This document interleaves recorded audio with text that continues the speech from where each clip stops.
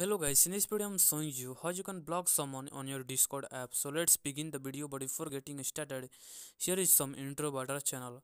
Our channel Noteartener is a tutorial channel, and here we upload daily how-to tutorial videos bringing solutions of the problem that you are facing on your internet journey.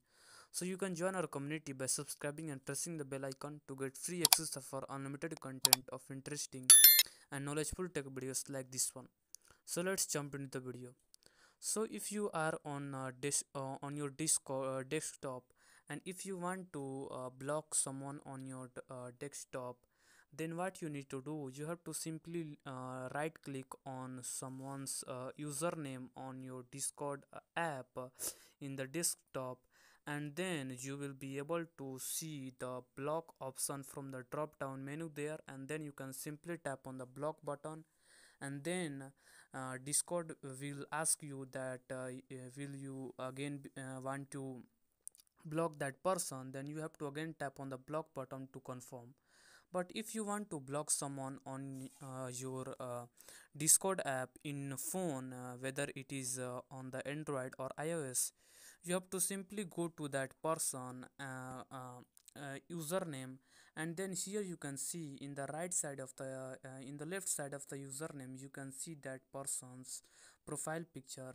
Simply tap on the profile picture of that person, and after that you can see this drop down menu, and there you can see the three dots in the very top right corner. Simply tap on that, and then here you will be able to see the block option.